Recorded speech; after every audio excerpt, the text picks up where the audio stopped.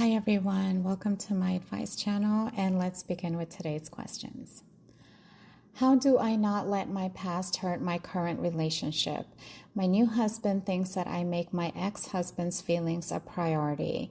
I am still scared of my ex-husband due to physical and emotional violence, so I do let him take advantage of me and use me for help picking up our kids when it's his turn and small things like that. It's hard to say no because I don't want to make him angry. My new husband wants me to have more boundaries and tell my ex no. My new husband doesn't understand how hard it is to say no. It's easier to keep the peace. I don't know how to help him understand my point of view. I understand your fear, but you also cannot live with this fear for the rest of your life and allow this to affect your current marriage. You simply have to set boundaries, otherwise your ex will never stop taking advantage. I suggest you seek therapy to heal and get past this fear. And remember that he is your ex and not your current husband. If he abuses you after you set boundaries, stop communication, take legal action if you need to, and have someone mediate between you both when it comes to co-parenting. I cannot get rid of mom guilt over everything. I work and take care of the house. My husband is always helping, but he works and we don't have any helping family around us. I pick them up from school, come back home, they go play, and by the time I cook, tidy up, finish a few things, it's time for the kids to go to sleep, and I didn't even get enough time to spend with them, and that makes me guilty all night. Like, is this normal? I hate the guilt feeling. I need to know if I'm just taking something too personally. Mom guilt is normal, and I think many, if not all moms, feel that at least once during motherhood. We love our children and want to be the perfect mom, but in reality, no one is perfect. Our intentions are good and we try our best. With that being said, I suggest you try to spend some time with them before tidying up and finishing other things. Save all that until after their bedtime. Only do what is necessary, such as cooking, but everything else can wait. The time is very limited between when children get home from school and bedtime, especially if they are young. So set a time for them, even if it's 30 minutes. I hope that helps. I was a stay-at-home mom until my daughter started school. She was an easy baby, so I kept a decent house. Now that my daughter is in school, I'm a part of the workforce again. I work at a daycare, and I'll admit it, keeping up with the house is now hard. I come home from work, feed my husband and kid, and clean up the best I can. But I'm tired and I'm overstimulated. And I'll admit it's not my best work, and I feel overwhelmed all the time. I was venting to my grandma, which was a terrible decision. I had to hear about how she had 3 kids and helped raise us and worked as a secretary and kept her house immaculate. And I asked how, and she's like, I don't know, I just did it. So now I'm wondering, why was it like not a problem at all for a wife years ago to just handle things?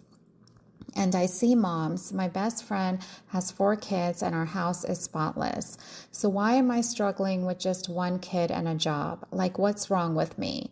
And yes, I do have support from my husband, but he works a lot and is just as overwhelmed as I am.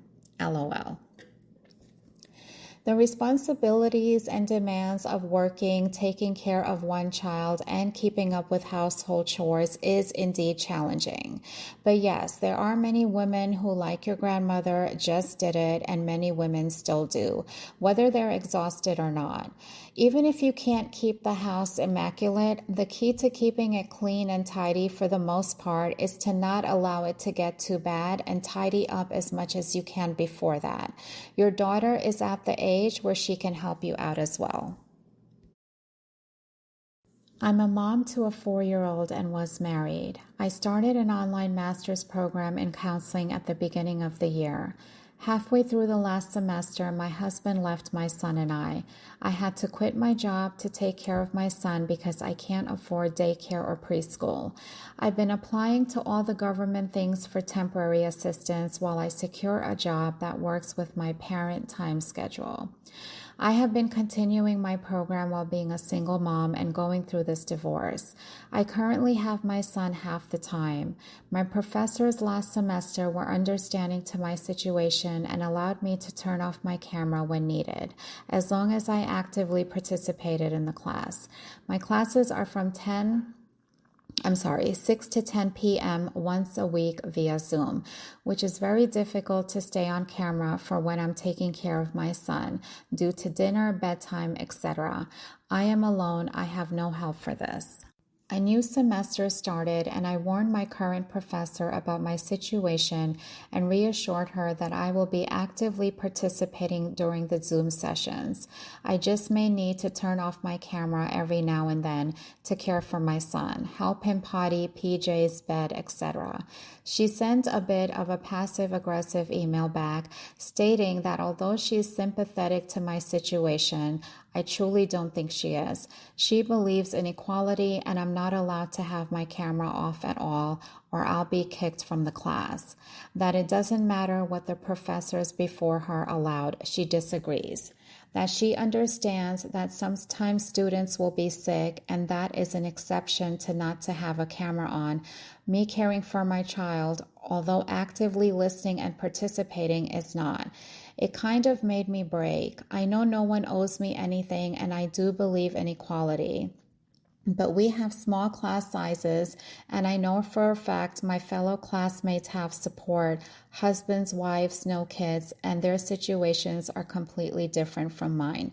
We talk often.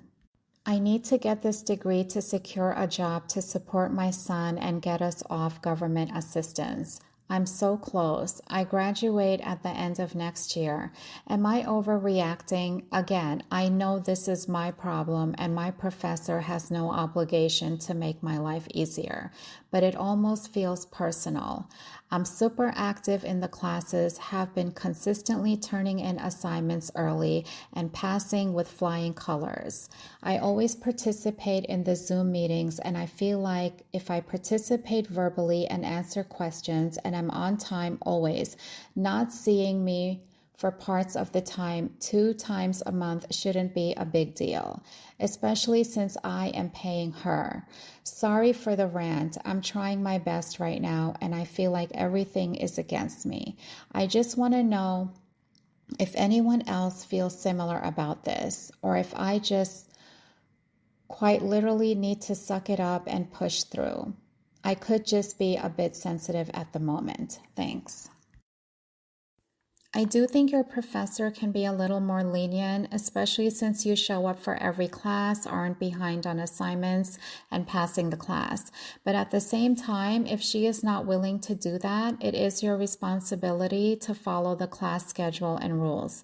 If this occurs only 2 times a month, you should ask your ex if he can watch your son, or you can try to take care of your son's needs according to your schedule. I know it may be easier said than done, but at this point, you don't have many options and you have to go with what you can control. Today, I would like to end with the following quote. If you want happiness for an hour, take a nap. If you want happiness for a day, go fishing. If you want happiness for a lifetime, help somebody. Thank you all for watching. Please take care of yourselves. Please take care of each other. Please pray for all those who are oppressed and suffering worldwide, and God bless.